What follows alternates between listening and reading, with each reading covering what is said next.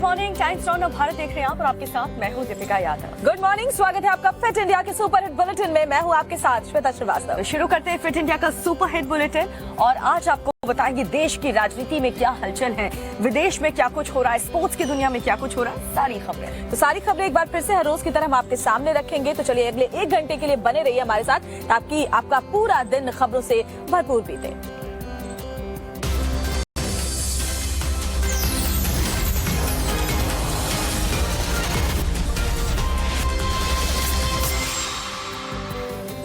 वैसे दीपिका, अप्रैल का महीना चल रहा है लेकिन सुबह का मौसम इतना प्यारा होता है। मतलब आपसे भी हम यही कहेंगे कि सुबह सुबह जरूर कोशिश कीजिए कि खुली हवा में सांस ले पाए, क्योंकि ये जो सुबह की ठंडी ठंडी हवा होती है ना, पूरा दिन अच्छा बना देती है। लेकिन दिन अच्छा होने की बात हमने की, लेकिन कोई तो है दीपिका जिसका दिन आज बहुत भारी रहने वाला है। अतीक की बात कर रही हूँ। बिल्कुल, अतीक अहमद के लिए आज का दिन बहुत भारी रहने वाला है, क्योंकि देखिए आज जो कस्टडी की डिमांड है उसको लेकर के प्रयागराज कोर्ट में सुनवाई होने वाली है। हालांकि पुलिस ने पूछताछ के लिए अतीक अहमद से पूरी की पूरी लिस्ट तैयार कर ली है और क्या कुछ होने वाला है आज हमें तो पूरी खबर पता है, लेकिन व्यूअर्स को एक रिपोर्ट दिखाते हैं। माफिया अतीक और उसके भाई अशरफ के लिए आज का दिन काफी भारी है, क्योंकि आज उमेश पाल हत्याकांड में दोनों की प्रयागराज सीजेएम कोर्ट में पेशी होगी। अतीक और अशरफ की कस्टडी रिमांड पर कोर्ट में सुनवाई होगी। सुबह 10:30 बजे अतीक और अशरफ को नैनी जेल से कोर्ट ले जाया जाएगा। सुबह करीब 11 बजे दोनों को सीजेएम कोर्ट में पुलिस पेश करेगी। इस दौरान कोर्ट परिसर में कड़ी सुरक्षा रहेगी। कस्टडी मिलने के बाद दोनों को पुलिस लाइन ले जाया जाएगा। पुलिस लाइन में अतीक और अशरफ से पूछताछ की जाएगी। पहले अतीक से अलग और अशरफ से अलग अलग पूछताछ होगी। फिर अतीक और अशरफ को आमने सामने बिठाकर पूछताछ होगी। पुलिस ने सवालों की लिस्ट तैयार कर ली है। एक दिन पहले करीब 28 घंटे की यात्रा के बाद गुजरात की साबरमती जेल से अतीक को प्रयागराज लाया गया। साबरमती से प्रयागराज के रास्ते में अतीक के चेहरे पर कानून का खौफ साफ साफ देखा गया। उसकी जुबान से दहशत भरे बोल निकल रहे थे। अतीक को गुजरात के साबरमती और अशरफ को बरेली से पुलिस बी वारंट पर प्रयागराज लाई है। तो देखा आपने कैसे अतीक अहमद और उसके भाई के लिए आज का दिन बहुत इंपॉर्टेंट रहने वाला है और इस खबर पर दिन भर टाइम्स नाउ भारत की नजर भी बनी रहेगी। आज पता चल जाएगा कि दोनों भाइयों को कितने दिन के लिए रिमांड पर भेजा जा रहा है। और ना सिर्फ इन दोनों भाइयों के लिए मुश्किलें बढ़ी है, बल्कि इनकी जो बहन है आयशा नूरी, उनके लिए भी मुश्किलें बहुत ज्यादा बढ़ गई हैं। क्यों लटक रही है आयशा पर गिरफ्तारी की तलवार, ये सब कुछ आपको दिखाते हैं इस रिपोर्ट में। अतीक की बहन आयशा नूरी के लिए भी आज का दिन बेहद अहम रहने वाला है। आयशा नूरी के सरेंडर वाली याचिका पर आज सीजेएम कोर्ट में सुनवाई होगी। कोर्ट ने दायर अर्जी के जवाब में धूमनगंज थाने से रिपोर्ट मांगी है, जिसके बाद आगे की कार्रवाई निर्भर करेगी। आयशा नूरी ने अपने आवेदन में कहा कि उन्हें एक मीडिया रिपोर्ट से पता चला कि उमेश पाल हत्याकांड में उन्हें आरोपी बनाया गया है। उन्होंने कहा कि चूंकि मामले में मुझे आरोपी बनाया गया है, इसलिए मैं जमानत के लिए आवेदन करने के लिए अदालत के सामने आत्मसमर्पण करना चाहती हूँ। प्रयागराज पुलिस ने आयशा नूरी को उमेश पाल हत्याकांड में आरोपी बनाया है। पुलिस के मुताबिक आयशा ने वारदात में शामिल शूटरों को फरार होने में मदद की थी। यही नहीं, उसकी दोनों बेटियों को भी इस केस में आरोपी बनाया गया है। अब तीनों पर गिरफ्तारी की तलवार लटक रही है। आयशा नूरी के पति अखलाक अहमद को पहले ही इस मामले में अरेस्ट किया जा चुका है।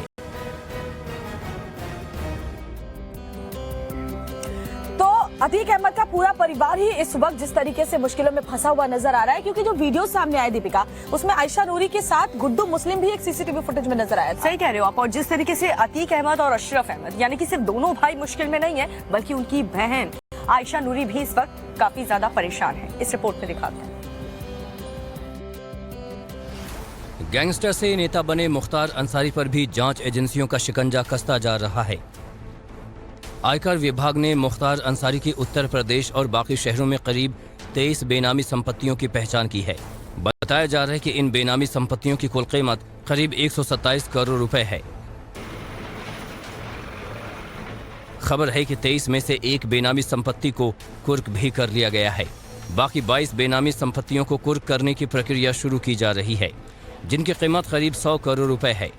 आपको बता दें कि मुख्तार अंसारी 5 बार का विधायक है और इस समय उत्तर प्रदेश की बांदा जेल में बंद है। उसके खिलाफ हत्या, जमीन कब्जा करने समेत कई अपराधों में 49 मामले दर्ज हैं।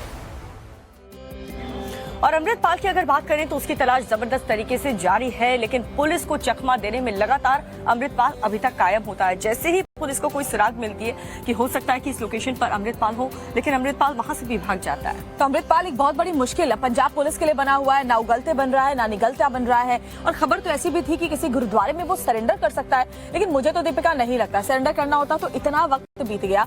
लेकिन पुलिस अब कर क्या रही है अमृतपाल को लेकर, वो सब कुछ इस रिपोर्ट में।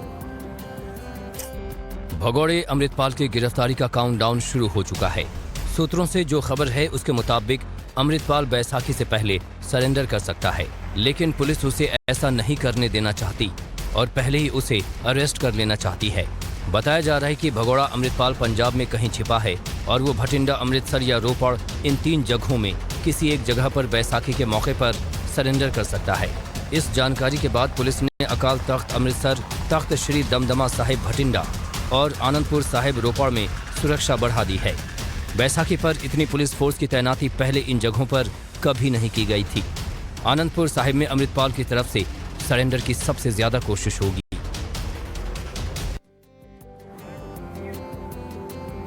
तो देखिए अमृतपाल को लेकर के मुश्किलें लगातार बढ़ती जा रही हैं। अमृतपाल भले ही पुलिस को चकमा दे रहा हो, लेकिन पता पंजाब पुलिस काफी दिनों से उसकी तलाश करे। लेकिन सबसे बड़ा सवाल दीपिका ये है कि जैसे ही पुलिस को भनक लगती है कि अमृतपाल वहां पर हो सकता है, वो पुलिस को चकमा देकर के वहां से फरार होने में कामयाब हो जाता है। यानी कि श्वेता, जो सर्च ऑपरेशन है वो अब तो काम नहीं आ रहा अमृतपाल को पकड़ने के लिए, और ऐसे में अब पंजाब पुलिस ने अलग अलग लोकेशन पर अमृतपाल के पोस्टर लगाना शुरू कर दिए हैं ताकि जल्द से जल्द अमृतपाल की गिरफ्तारी हो सके। भगोड़े अमृतपाल सिंह को पकड़ने के लिए पंजाब पुलिस एड़ी चोटी का जोर लगा रही है। अमृतपाल की सूचना मिल सके और उसे जल्द गिरफ्तार किया जा सके, इसके लिए पुलिस पोस्टर का सहारा ले रही है। गुरदासपुर के बटाला रेलवे स्टेशन पर अमृतपाल सिंह के पोस्टर चस्पा किए गए। पुलिसकर्मी स्टेशन के अंदर और बाहर की दीवारों पर अमृतपाल के पोस्टर लगाते नजर आए। पोस्टर में लिखा दिखा कि जो भी अमृतपाल के बारे में जानकारी देगा उसका नाम गोपनीय रखा जाएगा, साथ ही उसे अच्छा खासा इनाम भी पुलिस प्रशासन की तरफ से दिया जाएगा। हालांकि पंजाब पुलिस की इतनी कोशिश के बाद भी अमृतपाल करीब 4 हफ्तों से आंख मिचौली का खेल खेल रहा है। तो अमृतपाल तो पुलिस के लिए किसी सरदर्द से कम नहीं है। वो कब गिरफ्तार होगा और गिरफ्तार होगा भी या नहीं, ये एक सवाल अभी भी बना हुआ है। इसके अलावा अमेरिका में क्या कुछ हुआ, कैसे आग ने वहां तांडव मचाया, चीन में धूल भरी आंधियों से कैसे लोगों की जिंदगी की रफ्तार पर ब्रेक लगी है, सब कुछ आपको दिखाते हैं 2 मिनट की दुनिया के सेगमेंट में। जंगल में भीषण आग की ये तस्वीरें अमेरिका के न्यू जर्सी शहर की हैं। आग ने 500 एकड़ जमीन को अपनी चपेट में ले लिया, जिसको बुझाने के लिए सैकड़ों फायर फाइटर्स जुटे हुए हैं। तेज हवा की वजह से फायर फाइटर्स को आग बुझाने में दिक्कतों का सामना करना पड़ रहा है। रिहायशी इलाकों पर भी खतरा मंडराने लगा है, जिसको देखते हुए आसपास के लोगों को सुरक्षित जगहों पर पहुंचा दिया गया है। भीषण अग्निकांड का ये वीडियो अमेरिका के इंडियाना से आया है। यहाँ पर इंडस्ट्रियल इलाके में ऐसी लपटें उठी कि इसने विनाशकारी रूप ले लिया। काले धुएं का घना गुबार काफी दूर तक दिख रहा था। आसपास के लोगों को स्थानीय प्रशासन ने रेस्क्यू कर लिया है, क्योंकि इस आग से निकलने वाला धुआं काफी जहरीला हो गया है। इसके अलावा शहर के बाकी लोगों को भी घरों में ही रहने का अलर्ट जारी कर दिया गया है। सैंडस्टॉर्म की ये तस्वीरें चीन से आई हैं, जिसके बाद पूरा आसमान धूल से भर गया है। इसका साइड इफेक्ट ये हुआ कि कई शहरों में विजिबिलिटी काफी कम हो गई है, जिससे सड़क यातायात पूरी तरह से ठप हो गया है। मंगोलिया से धूल भरी आंधी उठी, जिसने उत्तरी चीन के कई हिस्सों को अपनी चपेट में ले लिया। एयर क्वालिटी इंडेक्स में काफी गिरावट आ गई है। मौसम विभाग ने लोगों को मास्क पहनने की सलाह दी है। दक्षिण अमेरिका देश के चिली में कामगारों को बड़ा तोहफा दिया गया है। चिली ने मजदूरों के काम करने के घंटे को घटा दिया है। अब मजदूरों को एक सप्ताह में 45 घंटे की जगह 40 घंटे ही काम करने होंगे। बिल को निचले सदन के बाद ऊपरी सदन से भी मंजूरी मिल गई है, जिसके बाद सांसदों ने एक दूसरे को सदन में बधाई भी दी। 1 मई से पहले राष्ट्रपति इन कानून पर हस्ताक्षर कर सकते हैं। ये 2 माता स्नो लेपर्ड न्यूजीलैंड के वेलिंगटन जू में आए हैं। ये लोगों के लिए काफी आकर्षक बने हुए हैं। इन दोनों लेपर्ड्स के नाम आशा और मंजू हैं, जिसे ऑस्ट्रेलिया के मेलबर्न जू से लाया गया है। दोनों तेंदुए को वैज्ञानिक तरीके से पैदा किया गया है, जिसकी वजह से जू के अधिकारी इनकी खास देखभाल कर रहे हैं। इसके लिए $6 मिलियन का एक बड़ा बाड़ा बनाया गया है। तो तो दुनिया की खबरें हमने आपको दिखाई, जहां पर कहीं आग का तांडव है, कहीं धूल भरी आंधी परेशान कर रही है, लेकिन क्या भारत की सियासत में भी कोई तांडव चल रहा है दीपिका? बिल्कुल चल रहा है, क्योंकि नीतीश कुमार आपको पता ही होगा कल दिल्ली आए थे और उन्होंने विपक्ष के तमाम नेताओं को एकजुट किया ताकि 2024 में शक्ति दिखा सके मोदी सरकार के खिलाफ। एक रिपोर्ट आपको दिखाते हैं। अब ये तस्वीर देखिए, इसे आप मोदी के खिलाफ 2024 में महामोर्चा बनाने की शुरुआत कह सकते हैं। बुधवार को नीतीश ने कांग्रेस नेता राहुल गांधी से मुलाकात की। ये मुलाकात कांग्रेस अध्यक्ष मल्लिकार्जुन खड़गे के घर पर हुई। बैठक में तेजस्वी यादव के साथ जेडीयू के ललन सिंह और कांग्रेस नेता सलमान खुर्शीद के साथ आरजेडी के मनोज झा भी शामिल हुए। मीटिंग में गहन विचार विमर्श हुआ। मीटिंग के बाद सभी नेता मीडिया के सामने आए तो एक सुर में 2024 में मिलजुल कर मोदी का मुकाबला करने की बात कही। नीतीश ने कहा कि फाइनल समझौता हो गया है। हम यहाँ पर एक ऐसी ऐतिहासिक मीटिंग की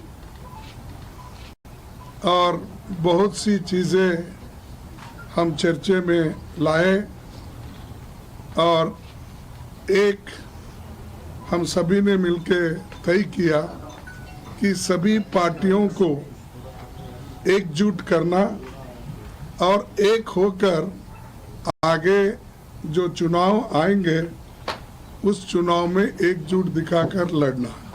काफी देर बहुत ही हम लोगों ने चर्चा कर ली और जो आपको बताया अभी, तो इन्होंने जानकारी दे ही दी है कि अधिक से अधिक पार्टियों को पूरे देश में एकजुट करने का प्रयास करें और उसके लिए हम लोग अपना कोशिश करेंगे। सब लोग एग्री करेंगे, वो सब लोग बैठेंगे और एक साथ हम लोग आगे का काम करेंगे।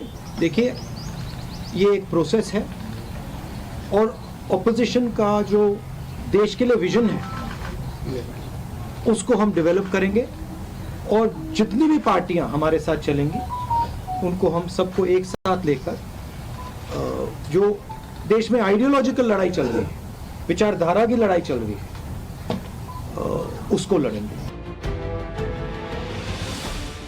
मीटिंग के बाद राहुल ने ट्वीट किया और मीटिंग को ऐतिहासिक बताते हुए मोदी के खिलाफ साथ लड़ने का संकल्प दोहराया।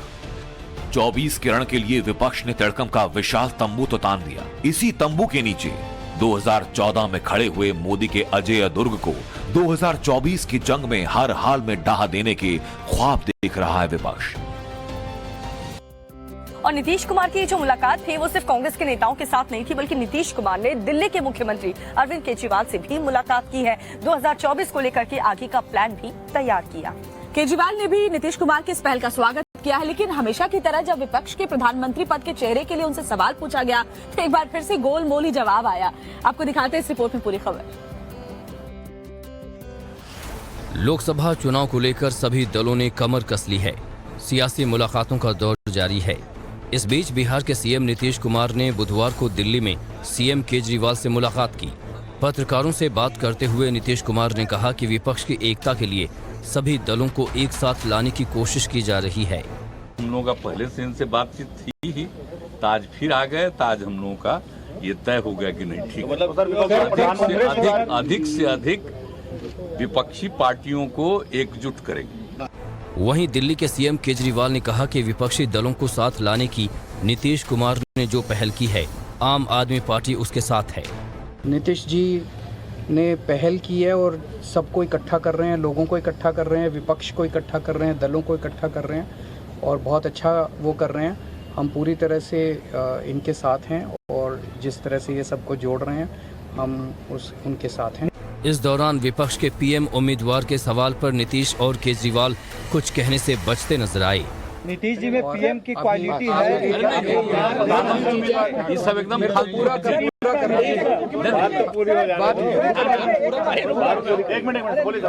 अभी आप लोगों के मन में ढेर सारे प्रश्न होंगे, उन प्रश्नों के जवाब एक शाम की मुलाकात में नहीं दिए जा सकते। जैसे जैसे हम लोग रास्ते में चलेंगे वैसे वैसे आपके प्रश्नों के जवाब भी देंगे। तो एक तरफ नीतीश कुमार इतनी कवायद कर रहे हैं दिल्ली पहुंच करके विपक्ष को एकजुट करने के लिए 2024 लोकसभा चुनाव से पहले इतनी मशक्कत कर रहे हैं, और दूसरी तरफ विपक्ष का एक पीएम कैंडिडेट का चेहरा इस पूरी मीटिंग से गायब रहा। हम बात कर रहे हैं ममता बनर्जी की, जी हाँ, पश्चिम बंगाल की मुख्यमंत्री ममता बनर्जी कल इफ्तार पार्टी में बिजी थी, क्योंकि उस वोट बैंक को भी तो खुश करना बहुत जरूरी हो जाता है। पूरी खबर है क्या, इस रिपोर्ट में देखिए। एक तरफ विपक्षी दल मोदी सरकार के खिलाफ 2024 चुनाव को लेकर लामबंद होने की तैयारी कर रहे हैं, तो वहीं एक और तस्वीर है जो विपक्षी की एकजुटता पर अभी से सवालिया निशान खड़े कर रही है। दिल्ली में सियासी मुलाकातों का दौर जारी है, वहीं इस सबसे दूर पश्चिम बंगाल की मुख्यमंत्री ममता बनर्जी इफ्तार पार्टी में व्यस्त हैं। कोलकाता के पार्क सर्कस मैदान में कोलकाता नगर निगम की ओर से इफ्तार पार्टी का आयोजन किया गया था, जिसमें सूबे की सीएम ममता बनर्जी ने शिरकत की। इस दौरान कोलकाता के मेयर और कैबिनेट मंत्री फिरहाद हाकिम भी मौजूद रहे। ममता की नजर अपने वोट बैंक पर है, लिहाजा वो विपक्ष की बैठकों से दूर अपने सियासी कार्यक्रमों में व्यस्त हैं। ऐसे में सवाल उठता है कि अगर विपक्ष एकजुट ही नहीं है तो मोदी सरकार को हटाने का दम किस आधार पर भरा जा रहा है। तो राजनीतिक की खबरों में तो भूचाल इसी तरीके से आता रहता है और आगे भी ऐसी खबरें आपको दिखाते रहेंगे, लेकिन फिलहाल कुछ देखते हैं वायरल वीडियोस और आपका मूड भी फ्रेश करते हैं। बिल्कुल, सुबह सुबह मूड फ्रेश हो जाए ऐसे वीडियोस को देखकर, इससे भला बेहतर क्या हो सकता है। तो देसी वायरल आपको दिखा देते हैं 2 मिनट में सिर्फ। टीटीई की सरेआम गुंडागर्दी का ये वीडियो काफी वायरल है। आप देख सकते हैं किसी बात पर ये टीटीई इस शख्स को थप्पड़ पर थप्पड़ मार रहा है, लेकिन मौके पर मौजूद लोग बीच बचाव करना तो दूर, इस शख्स को बचाने के लिए भी आगे नहीं आते हैं। इसी में से एक शख्स ने वीडियो को रेल मंत्री अश्विनी वैष्णव को ट्वीट कर कार्रवाई की मांग की है। आपने हमेशा काले रंग का कौवा देखा होगा, लेकिन क्या कभी आपने सफेद रंग का कौवा देखा है? अगर नहीं देखा है तो आप देख लीजिए। इस सफेद रंग के कौवा को देख हर कोई हैरान है। उन्हें अपने आंखों पर विश्वास नहीं हो रहा है कि कहीं कौवा भी सफेद हो सकता है, लेकिन ऐसा हुआ है। पुणे के लुल्ला नगर में सफेद कौवे को देखे जाने का दावा किया गया है और इसे एक सोशल मीडिया यूजर ने अपने अकाउंट पर शेयर भी किया है। वायरल वीडियो दिलचस्प होने के साथ साथ सबक देने वाला भी है। देखिए, कुछ लोग ट्रक ड्राइवर को गाड़ी से उतारते हैं, उसे टीका लगाकर माला पहनाया जाता है। ट्रक ड्राइवर मुस्कुराता है और फिर अगले ही पल हाथ जोड़ने लगता है। होता यूं है कि सत्कार के बाद लोग ड्राइवर का कान हॉर्न के पास लगाकर ट्रक का हॉर्न बजाते हैं। फिर क्या, हॉर्नबाज ड्राइवर बेवजह हॉर्न न बजाने की कसम खा लेता है। वीडियो जोधपुर के बेंतमार मेले का है, जिसमें कुछ लड़की और महिलाएं हाथ में बेत लिए लड़कों और युवकों को मार रही होती हैं। जो भी युवक इनके करीब आता है, छड़ी लेकर तैयार खड़ी लड़कियां उन पर टूट पड़ती हैं और दनादन बेत बरसाने लगती हैं। दरअसल राजस्थान में ऐसी मान्यता है कि बेंतमार मेले में अगर कुंवारे लड़कों पर लड़कियां छड़ी बरसाती हैं तो उस लड़के की शादी जल्द हो जाती है। वीडियो 4 अप्रैल का है, जब आईपीएल के रोमांच से बेंगलुरु मेट्रो भी अछूता नहीं रहा। देखिए, आरसीबी के फैंस मेट्रो में चढ़ते ही हुड़दंग मचाने लगते हैं। अपनी मस्ती में चूर फैंस आरसीबी के समर्थन में नारेबाजी करते दिखते हैं। दावा किया जा रहा है कि आरसीबी फैंस का ये जत्था रविवार को मुंबई इंडियंस से मिली जीत के बाद चिन्ना स्वामी स्टेडियम से लौट रहा था। तो वाकई शर्मनाक है, आरसीबी के फैंस ने जिस तरीके से मेट्रो में चढ़कर हुड़दंग मचाया, ये टीम के लिए भी बहुत ही शर्मनाक होता है और साथ ही जो टीम के फैंस होते हैं उनके लिए भी बहुत ही बुरा होता है। और चलिए खबरों में आगे बढ़ते हुए बात करते हैं सिंगर मीका सिंह की, जिन्होंने प्रधानमंत्री नरेंद्र मोदी की जम करके तारीफ की। आखिर ऐसा क्या कुछ कहा उन्होंने, आप भी देखिए इस रिपोर्ट में। बॉलीवुड के पॉपुलर सिंगर मीका सिंह अक्सर अपने काम के सिलसिले में देश विदेश में सफर करते रहते हैं और वहां से वीडियो शेयर करते हैं। अब उन्होंने अपना एक वीडियो पोस्ट किया है जो इंटरनेट पर तेजी से वायरल हो रहा है। मीका सिंह ने अपने फैंस को बताया कि कतर के दोहा एयरपोर्ट पर उन्होंने इंडियन करेंसी का इस्तेमाल किया, जिससे वो बेहद खुश हैं। साथ ही मीका ने इस काम को संभव बनाने के लिए देश के प्रधानमंत्री नरेंद्र मोदी की तारीफ भी की। 1 2 3 4 5 6 ये 10,000 का बिल है और मैं अगेन कतर एयरपोर्ट पे हूँ। जहाँ मर्जी जो मर्जी खाओ, चाय पियो, कुछ भी खरीदना है, you can pay in Indian money. Once again thank you Modi साहब। आपको बता दें कि भारतीय करेंसी तेजी से इंटरनेशनल करेंसी बनने की राह पर है। भारत ने कुछ ही महीनों में 18 देशों के साथ रुपए में व्यापार करने का करार कर लिया है। करेंसी है, करेंसी करेंसी। तो देखिए मिका सिंह ने जिस तरीके से बयान दिया है उससे लोगों को, दुनिया के जो देश के लोग हैं उन्हें भी जानने का मौका मिला। इधर मोदी सरकार में भारतीय करेंसी का दबदबा विदेशों में बढ़ता जा रहा है। जी हाँ, मिका के इस वीडियो से देश के जो बाकी लोग हैं उन्हें भी इस बात को समझने का मौका मिला। लेकिन राजस्थान में सचिन पायलट को क्या कांग्रेस मौका देगी दीपिका, ये एक बहुत बड़ा सवाल बना हुआ है। राजस्थान कांग्रेस में बवाल थमने का नाम नहीं ले रहा। सचिन पायलट के अनशन ने कांग्रेस की मुश्किलें बढ़ा दी हैं। दरअसल सचिन पायलट ने वसुंधरा सरकार के कार्यकाल के दौरान हुए भ्रष्टाचार का मुद्दा उठाया था। पायलट ने कहा कि 4 साल से ज्यादा का समय बीत जाने के बावजूद कोई कार्रवाई नहीं हुई। इसी बात को लेकर सचिन पायलट ने अनशन किया था। हालांकि राजस्थान कांग्रेस के प्रभारी सुखजिंदर सिंह रंधावा ने इस धरने को पार्टी विरोधी गतिविधि बताते हुए अनशन रोकने की कोशिश की थी, लेकिन पायलट नहीं माने। अब रंधावा के तेवर तल्ख नजर आ रहे हैं। देखिए, कार्रवाई तो कई बार होनी चाहिए थी, जो नहीं हुई। अब वैसा नहीं होगा, अब कार्रवाई होगी।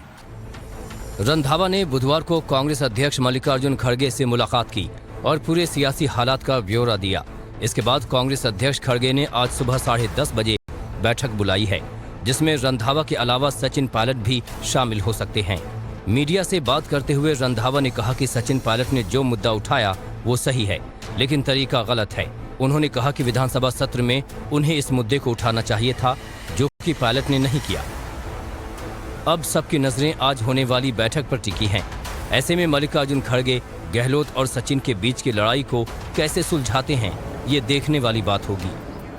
तो राजस्थान में विधानसभा चुनाव होने वाले और ऐसे में जिस तरह के हालात वहां बने हुए वो साफ साफ बताते हैं कि सब कुछ ठीक नहीं चल रहा है। अब देखना होगा कि आज की मीटिंग के बाद क्या सचिन पायलट पर वाकई कोई कार्रवाई की भी जाती है या नहीं। सचिन पायलट की तो मुश्किलें बढ़ती हुई नजर आ रही है, लेकिन राहुल गांधी भी इस वक्त मुश्किलों में घिरे हुए हैं, क्योंकि आज सूरत सेशन कोर्ट में उनकी सजा को कम करने वाली रोक लगाने वाली याचिका पर सुनवाई होने वाली है, जिस पर राहुल गांधी सोच रहे हैं कि उन्हें कोर्ट से राहत जरूर मिलेगी, लेकिन सब कुछ डिपेंड करता है कोर्ट के फैसले पर। इस रिपोर्ट को देखिए। आज सूरत सेशन कोर्ट में कांग्रेस नेता राहुल गांधी की सजा पर रोक लगाने की याचिका पर सुनवाई होगी। मोदी सरनेम से जुड़े मानहानि मामले में 23 मार्च को सूरत की सीजेएम कोर्ट ने राहुल गांधी को 2 साल की सजा सुनाई थी। हालांकि कोर्ट से राहुल गांधी को जमानत मिल गई थी, लेकिन सजा होने के अगले ही दिन राहुल गांधी की लोकसभा की सदस्यता चली गई थी। इस मामले में सजा सुनाई जाने के 11 दिन बाद राहुल गांधी ने सूरत सेशंस कोर्ट में याचिका दाखिल की थी।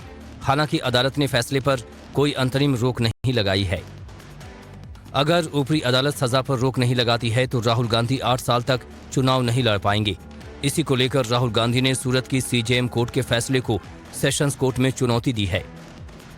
वहीं कांग्रेस इस मामले को लेकर बीजेपी पर हमलावर है। कांग्रेस के मुताबिक बीजेपी सरकार में केंद्रीय जांच एजेंसियों का गलत इस्तेमाल हो रहा है। वहीं बीजेपी के मुताबिक किसी नेता की सजा के बाद सदस्यता जाने का ये कोई पहला मामला नहीं है।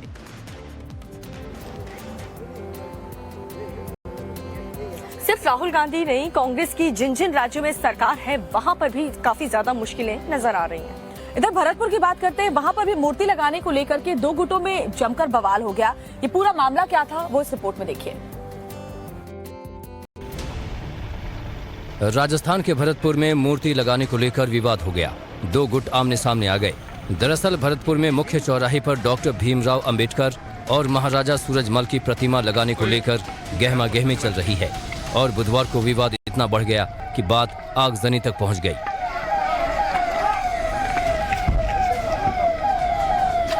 मामला जिले के नदबई के डहरा रोड के बेलारा बाईपास चौराहे का है। आगजनी और तोड़फोड़ के बाद पूरे इलाके को पुलिस ने घेर लिया और उपद्रवियों को वहां से खदेड़ दिया। पुलिस ने आंसू गैस के गोले का भी इस दौरान इस्तेमाल किया।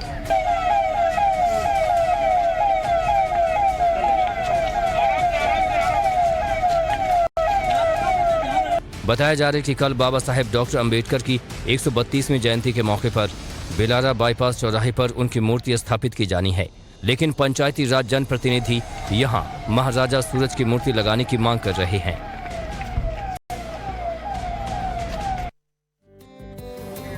आपको दिखाते हैं कि विदेशों में कौन से ऐसे वीडियोस हैं जो जमकर वायरल हो रहे हैं सिर्फ 2 मिनट में।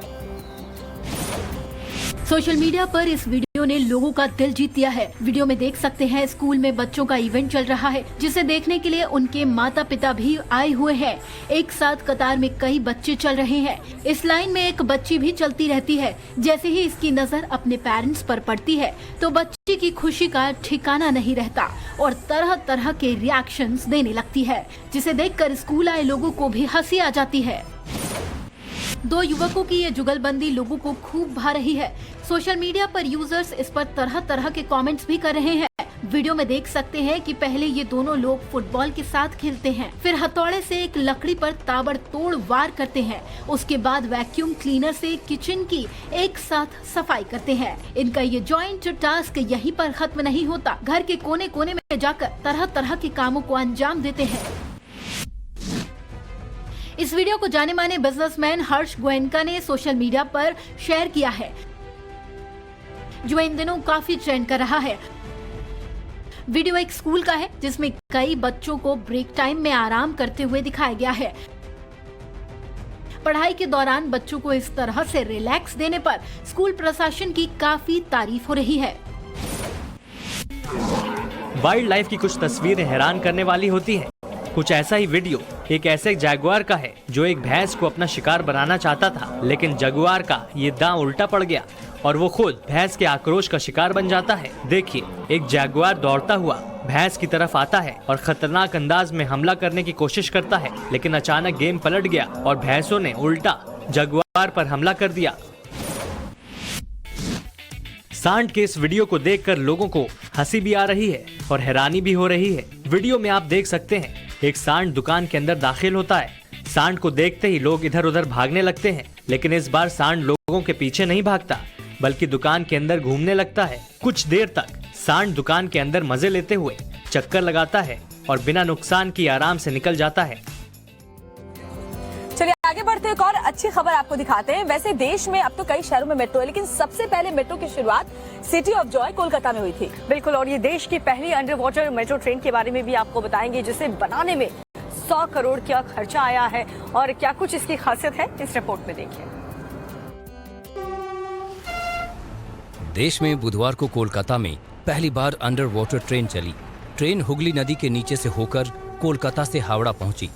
मेट्रो रेल के जीएमपी उदय कुमार रेड्डी ने इस ट्रेन में महाकरण से हावड़ा मैदान के बीच सफर किया। हावड़ा पहुंचने पर ट्रेन की पूजा की गई। कोलकाता में जिस अंडर वाटर मेट्रो ट्रेन का परीक्षण किया गया है, वो हुगली नदी के पूर्वी तट पर एस्प्लेनेड और पश्चिम तट पर हावड़ा मैदान को जोड़ती है। हावड़ा मेट्रो स्टेशन जमीन से 33 मीटर नीचे है और ये देश का सबसे गहरा मेट्रो स्टेशन है। हुगली नदी के नीचे 520 मीटर की जुड़वां सुरंग में बना ये अंडर वाटर ट्रेन का ट्रैक 4.8 किलोमीटर लंबा है। इस मेट्रो की सुरंग को बनाने में करीब 120 करोड़ रुपए का खर्च आया है। इस पर बीते 1 साल से काम चल रहा था। भारत की पहली under water metro train London Paris की तर्ज पर चलाई जा रही है। इस अंडर वाटर मेट्रो की तुलना लंदन के यूरोस्टार से की जा रही है, जो लंदन और पेरिस को अंडर वाटर रेल लिंक से जोड़ती है। वाकई में इस मेट्रो की खासियत हमने अपने दर्शकों को दिखाई और इतना ज्यादा खर्च के साथ इस मेट्रो को तैयार किया गया है और कई ऐसी सुविधाएं हैं जो आगे चल के यात्रियों को मिलेगी। बिल्कुल एक अलग एक्सपीरियंस यात्रियों को मिलने जा रहा है अंडर वाटर मेट्रो से।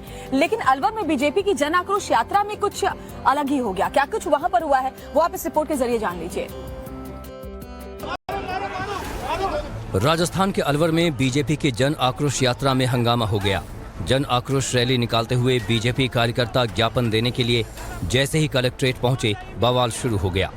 कलेक्ट्रेट गेट पर पार्टी कार्यकर्ताओं की पुलिस के साथ झड़प हो गई और फिर धक्का मुक्की की स्थिति बन गई।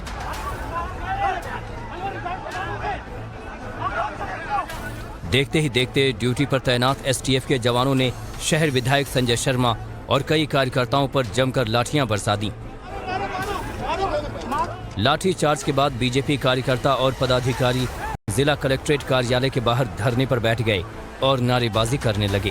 अशोक गहलोत ने स्पष्ट निर्देश दे रखे हैं, चाहे विपक्ष के नेता हो चाहे मीडिया हो, उनको कुछ लो और गहलोत के खिलाफ कुछ मत बोलो। और मैं घोषणा कर रहा हूँ, जब तक ये कर्मचारी पुलिस वाले माफी नहीं मांगेंगे, ये जोशी कर्मचारी के खिलाफ कार्रवाई नहीं होगी। मैं यहाँ धरने पे बैठा हूँ, मैं नहीं उठूंगा धरने। दरअसल गहलोत सरकार के खिलाफ बीजेपी ने अलवर में बुधवार को जन आक्रोश यात्रा निकाली थी। रैली का आयोजन अशोक गहलोत के नेतृत्व वाली कांग्रेस सरकार के खिलाफ पेपर लीक मामले, बेरोजगारी समेत कई मुद्दों को उठाने के लिए किया गया। तो गहलोत सरकार के खिलाफ बीजेपी लगातार हमलावर है और यही वजह है कि जन आक्रोश यात्रा के जरिए सरकार पर सवाल खड़े किए जा रहे थे, लेकिन इस यात्रा में खुद ही बवाल हो गया। बिल्कुल, और राजस्थान में इसी साल विधानसभा के चुनाव होने हैं तो लाजमी है कि राजनीति वहां पर जबरदस्त तरीके से होगी, लेकिन सियासत काफी गर्म कर्नाटक में भी है क्योंकि बीजेपी ने दूसरी लिस्ट भी कैंडिडेट्स की रिलीज कर दी है। पूरी खबर इस रिपोर्ट में देखिए। भारतीय जनता पार्टी ने बुधवार को कर्नाटक विधानसभा चुनाव के लिए अपने 23 उम्मीदवारों की दूसरी लिस्ट जारी कर दी। दूसरी लिस्ट में 2 महिलाओं का नाम शामिल है। इससे पहले बीजेपी ने मंगलवार देर रात 189 उम्मीदवारों की पहली लिस्ट जारी की थी। दूसरी लिस्ट में भी पूर्व मुख्यमंत्री जगदीश शेट्टर का नाम नहीं है। शेट्टर हुबली धारवाड़ से सिटिंग एमएलए हैं। वहीं हाल ही में कांग्रेस छोड़कर बीजेपी में शामिल हुए कांग्रेसी नेता नागराज छब्बी को बीजेपी ने कल घाटगी से चुनाव मैदान में उतारा है। वहीं कोलार गोल्डफील्ड से एससी उम्मीदवार अश्वनी स्पंगी को टिकट मिला है। दावणगेरे उत्तर के विधायक रविंद्र नाथ का टिकट काटकर उनकी जगह लोकीकेरे नागराज को पार्टी ने अपना उम्मीदवार बनाया है। वहीं बिंदूर के मौजूदा विधायक सुकुमार शेट्टी का नाम भी इस लिस्ट में नहीं है। कर्नाटक में 10 मई को विधानसभा के चुनाव होंगे। 13 मई को नतीजों का ऐलान किया जाएगा। इससे पहले बीजेपी ने मंगलवार को 189 उम्मीदवारों की पहली लिस्ट जारी की थी। इस लिस्ट में 32 कैंडिडेट ओबीसी कैटेगरी से, 30 अनुसूचित जाति से और 16 अनुसूचित जनजाति से थे, जबकि लिस्ट में 52 नए नामों को शामिल किया गया है। वहीं इस लिस्ट में 9 doctor, retired IAS, IPS, 31 post graduate और 8 महिलाओं को टिकट दिया गया है। वहीं कर्नाटक के मुख्यमंत्री बसवराज बोम्मई शिग्गांव विधानसभा सीट से चुनाव लड़ेंगे। कुल 224 सीटों में से बीजेपी ने 212 सीटों पर उम्मीदवारों की घोषणा कर दी है। अभी 12 और सीटों के लिए उम्मीदवारों के नाम का ऐलान होना है। तो बीजेपी ने अपने कैंडिडेट की दूसरी लिस्ट जारी तो कर दी है, लेकिन टिकट आने के बाद, सामने कैंडिडेट्स के नाम आने के बाद टकराव की स्थिति भी काफी नजर आ रही है। भास्कर राव को चामराजपेट से टिकट दिया गया, जिसको लेकर के भी सवाल खड़े हुए। क्या कुछ वहां पर अपडेट है इसको लेकर के, वो भी देख लीजिए इस रिपोर्ट में। कर्नाटक विधानसभा चुनाव के लिए बीजेपी ने जैसे ही दूसरी लिस्ट जारी की, हंगामा खड़ा हो गया। दरअसल दूसरी लिस्ट में बेंगलुरु के पूर्व पुलिस कमिश्नर पर भरोसा जताया गया है। बेंगलुरु के पूर्व पुलिस कमिश्नर भास्कर राव को चामराजपेट से पार्टी का टिकट दिया गया है। बता दें कि भास्कर राव 11 महीने पहले बीते 4 अप्रैल को आप में शामिल हुए थे। दिल्ली के सीएम अरविंद केजरीवाल ने भास्कर राव को पार्टी की सदस्यता दिलाई थी। भास्कर राव का पार्टी छोड़ना आपके लिए बड़ा झटका माना जा रहा है। पार्टी के इस फैसले का विरोध हो रहा है। हिस्ट्री शीटर सुनील कुमार उर्फ साइलेंट सुनील के समर्थकों ने जमकर हंगामा किया। कर्नाटक बीजेपी कार्यालय में साइलेंट समर्थकों ने घुसने की कोशिश की, हालांकि उन्हें वहीं रोक दिया गया। कर्नाटक का कुख्यात अपराधी साइलेंट सुनील हिस्ट्री शीटर है। उस पर हत्या, डकैती, चोरी, उगाही, अपहरण जैसे कई संगीन आरोप हैं। साइलेंट के खिलाफ 15 केस दर्ज हैं। वो नाबालिग था, तभी से उसने जुर्म की दुनिया में कदम रखा। तो राजनीति से जुड़ी हुई खबरें आगे भी हम आपको दिखाते रहेंगे, लेकिन आगे क्या दीपिका? आगे हम दिखाएंगे एंटरटेनमेंट की दुनिया में क्या कुछ हो रहा है 2 मिनट में। एक्टर विक्की कौशल ने हाल ही में सैम बहादुर की बायोपिक की शूटिंग कंप्लीट की है, जिसके बाद अब खबर सामने आ रही है कि उन्हें एक और बायोपिक ऑफर की गई है, जो महान हॉकी प्लेयर ध्यानचंद की है। इसके लिए निर्माता जल्द ही एक्टर का नाम फाइनल करने वाले हैं। रिपोर्ट्स के मुताबिक ध्यानचंद की बायोपिक के लिए मेकर्स ने विक्की को ये रोल ऑफर किया है। हालांकि अभी इसका ऑफिशियल ऐलान नहीं हुआ है। फिल्म राउडी राठौर के मेकर्स ने इसका सीक्वल बनाने का फैसला लिया है, लेकिन मेकर्स अक्षय कुमार की जगह सिद्धार्थ मल्होत्रा को कास्ट करने के बारे में सोच रहे हैं। बताया जा रहा है कि इसको लेकर मेकर्स ने एक्टर सिद्धार्थ से बात भी कर ली है। उन्हें राउडी राठौर 2 में रोल निभाने का ऑफर दिया है। बता दें कि इन दिनों सिद्धार्थ रोहित शेट्टी की वेब सीरीज पूरी करने में बिजी हैं। सलमान खान के फैंस के लिए अब गुड न्यूज। सलमान की नई फिल्म किसी का भाई किसी की जान की एडवांस बुकिंग शुरू हो गई है। रिपोर्ट्स के मुताबिक लंदन में फिल्म की एडवांस बिक्री शुरू हो गई है, जबकि कहा तो ये भी जा रहा है कि ऑस्ट्रेलिया और कुछ यूरोपियन देशों में फिल्म की एडवांस बुकिंग फिल्म के ट्रेलर रिलीज से पहले ही शुरू हो गई थी।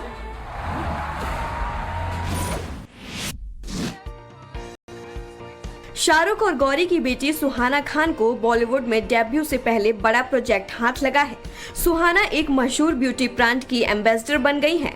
2 दिन पहले एक इवेंट का आयोजन किया गया है जिसमें सुहाना ने भी शिरकत की थी। उसी से जुड़ा एक वीडियो सोशल मीडिया पर शेयर किया है। रेड सूट में सुहाना काफी खूबसूरत नजर आ रही थी, जिसे फैंस ने काफी पसंद किया।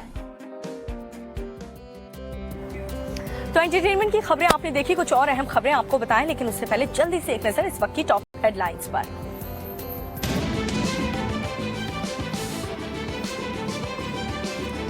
आज जम्मू कश्मीर की सुरक्षा व्यवस्था को लेकर अमित शाह की बैठक, एलजी मनोज सिन्हा समेत कई बड़े ऑफिसर रहेंगे मौजूद। G20 बैठक की तैयारियों पर भी चर्चा।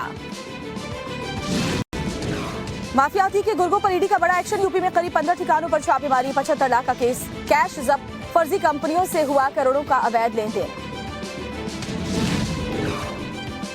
मिशन 2024 की तैयारियों में जुटे नीतीश कुमार, दिल्ली में राहुल और केजरीवाल से की मुलाकात, बोले सभी को एकजुट कर साथ चलेंगे। बीजेपी ने कहा और कितना झुकेंगे नीतीश। राजस्थान के भरतपुर में मूर्ति लगाने को लेकर हुआ बवाल, आगजनी और तोड़फोड़ से बिगड़ा माहौल, पुलिस ने छोड़े आंसू गैस के गोले, उपद्रवियों पर एक्शन। जम्मू कश्मीर के शोपियां में सुरक्षा बलों और आतंकियों में मुठभेड़ जारी, जवानों ने 3 दहशतगर्दों को घेरा, आसपास के इलाकों में जवानों का सर्च ऑपरेशन जारी। और कोरोना की बढ़ती रफ्तार ने फिर बढ़ाई चिंता, दिल्ली में एक दिन में कोरोना के 1100 से ज्यादा मामले, 23% से ज्यादा संक्रमण दर।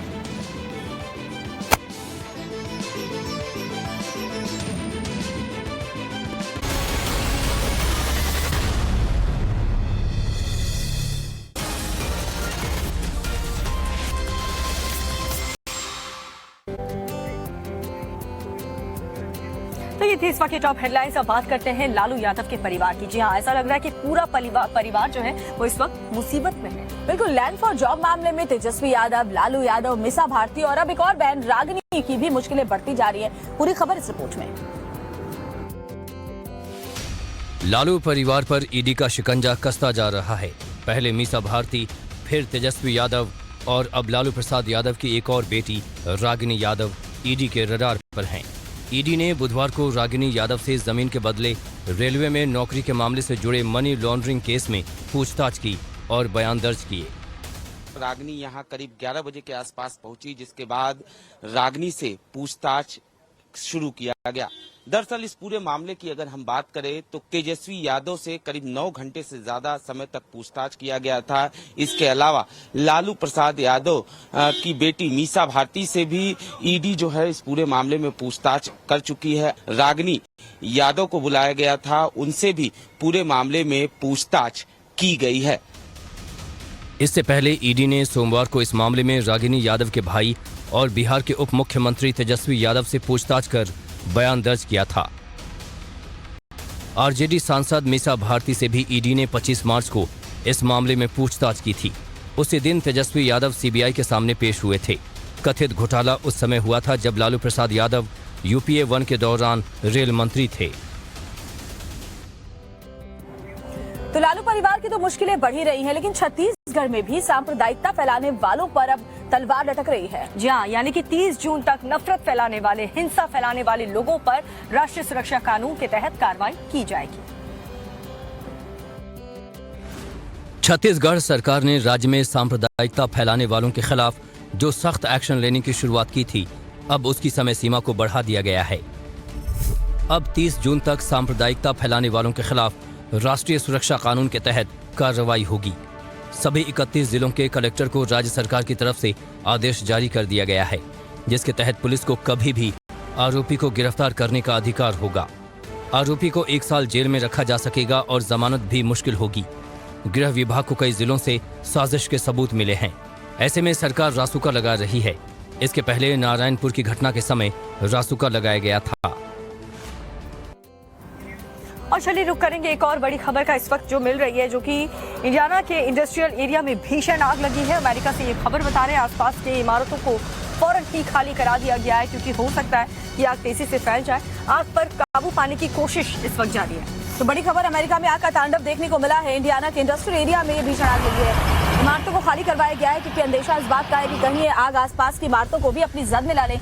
ये तस्वीरें आप देखिए, आग पर काबू पाने के लिए फायर ब्रिगेड की जो गाड़ियां हैं वो मौके पर मौजूद है और दमकल कर्मी यही कोशिश कर रहे हैं कि जल्द से जल्द इस आग पर काबू पा लिया जाए ताकि आसपास के किसी और बिल्डिंग तक ये आग ना पहुंचे। तो इंडियाना की ये तस्वीर हम आपको दिखा रहे हैं। ये पूरा का पूरा इंडस्ट्रियल एरिया है और इस इंडस्ट्रियल एरिया में कई फैक्ट्रीज हैं। ऐसे में इंडस्ट्रीज को इस आग की चपेट से बचाने के लिए दमकल विभाग की कोशिशें जारी हैं।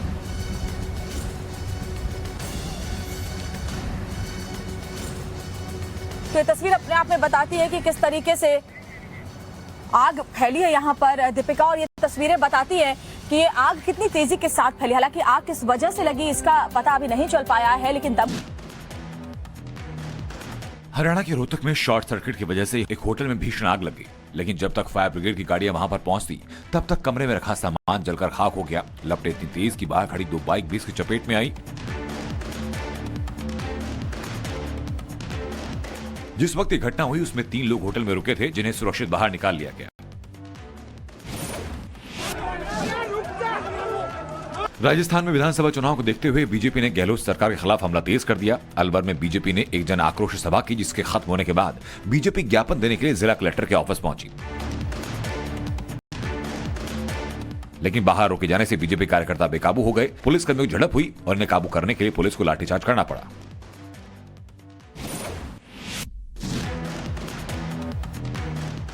राजस्थान कांग्रेस में सब कुछ ठीक करने के लिए पार्टी का राष्ट्रीय नेतृत्व एक्शन में आ गया। नेशनल प्रेसिडेंट मल्लिकार्जुन खड़गे ने राजस्थान के मुद्दे पर गुरुवार को अपने आवास पर अहम बैठक बुलाई, जिसमें सचिन पायलट के भी शामिल होने के आसार हैं। पायलट ने जिस तरह से गहलोत सरकार के खिलाफ जयपुर में प्रदर्शन किया, उससे पार्टी की टेंशन बढ़ गई है। नरेंद्र मोदी ने राजस्थान को जहां पहले वंदे भारत ट्रेन की सौगात दी, तो वहीं इस मौके पर पीएम मोदी ने इशारों में लालू एंड फैमिली पर तीखा हमला किया। पीएम ने कहा कि राजनीतिक स्वार्थ इस कदर हावी था कि रेलवे की भर्ती में बड़े पैमाने पर भ्रष्टाचार होता था। हालात ये थी कि गरीब लोगों की जमीन छीनकर उन्हें नौकरी का झांसा दिया गया था। हालत ये थी कि गरीब लोगों की जमीन छीनकर उन्हें रेलवे में नौकरी का झांसा दिया गया। सीएम नीतीश कुमार के दिल्ली दौरे पर सियासत गर्मा चुकी है। राहुल गांधी ने जहां नीतीश कुमार के साथ मुलाकात को ऐतिहासिक बताया, तो वहीं नीतीश ने कहा कि सभी पार्टियों को एकजुट कर आगे बढ़ाया जाएगा ताकि बीजेपी को अगले साल के लोकसभा चुनाव में चुनौती दी जा सके। तो बीजेपी ने पलटवार करते हुए कहा कि नीतीश कुमार और कितना झुकेंगे। बता दें कि विपक्षी एकजुटता के लिए खड़गे ने नीतीश को दिल्ली बुलाया है। तो देश दुनिया की हर एक खबर आप तक हमने पहुंचा दी है और आज के लिए मेरे और श्वेता के साथ फिलहाल इतना है। लेकिन कल फिर 6:50 पर हमारे साथ जुड़ना मत भूलिएगा और हर रोज देखते रहिए फिट इंडिया का सुपर हिट बुलेटिन।